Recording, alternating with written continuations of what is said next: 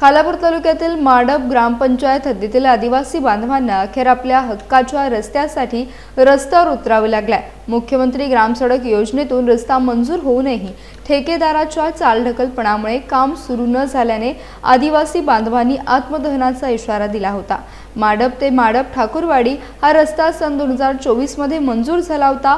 Work order निघूनही संबंधित ठेकेदाराकडून काम सुरू करण्यात आले नव्हते। त्यामुळे विद्यार्थी, ज्येष्ठ नागरिक, रुग्ण आणि गरोदर महिलांना मोठ्या हालअपेष्टा सहन कराव्या लागत होत्या। दरम्यान आत्मदहनाच्या इशाऱ्यानंतर प्रशासनाला जाग आली असून संबंधित अधिकाऱ्यांनी तातडीने रस्त्याचे काम सुरू करण्यात येईल असे लेखी आश्वासन आंदोलकांना दिले आहे। त्यानंतर हे आंदोलन तुर्तास स्थगित करण्यात आले।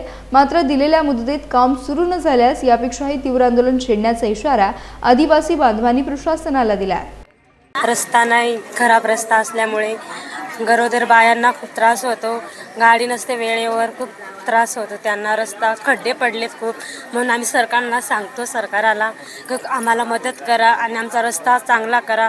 बायांना खूप त्रास होतो, सर्व मुलांना आता शाळे पण बंद होईल, खड्डे पडलेत रस्त्यात, रस्ता दुरुस्त केले पाहिजे। सरकारला हेच माझं विनंती आहे की आमचा रस्ता लवकरात लवकर केला पाहिजे।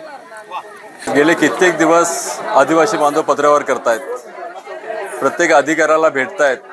मी स्वतः अधिकाऱ्यांशी चर्चा केली, पण कुठलाही अधिकारी त्यात किंवा ठेकेदार संबंधित कामाकडे लक्ष देत नव्हता। नाईलाज असतो आज सर्व आदिवासी बांधवांनी आत्मदहनाचा पत्रावर केल्यानंतर शासनाला त्या बाबतीमध्ये जाग आली आणि आज आपण पाहिलं सर्व ग्रामस्थ, त्यामध्ये ग्रामपंचायत असतील, इतर सर्व अधिकारी आपल्या माध्यमातून शासनाला जागे करण्याचा प्रयत्न केला आहे।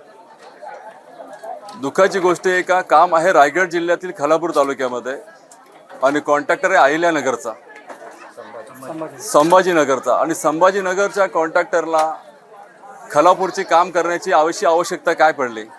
एकूण त्यांनी करत खालापूरमध्ये 13 ठेके घेतलेत आणि खालापूरमध्ये प्रत्येक ठिकाणी अशाच पद्धतीने ते कॉन्ट्रॅक्टर काम करतायत। शासन म्हणून याच्यावरती कुठल्या प्रकारे कारवाई केली जात नाही, त्या ठेकेदाराला का पाठीशी घातले जात आहे? आमच्यावरती, आमच्या आदिवासी बांधवावरती असा प्रसंग काय येतो आत्मदहनाचा? जर त्या कामाचे वर्क ऑर्डर 2024ला दिले, आज 2026 संपून कुठल्याही प्रकारे काम चालू नाही, ठेकेदार प्रत्येक वेळेला काम चालू करतो आणि काम थांबवतो, तर अशा ह्या माजोरी ठेकेदारावरती शासनाने योग्य ती कायदेशीर कारवाई करावी। जिल्हा परिषद सदस्य म्हणून ही माझी प्राथमिक मागणी आहे।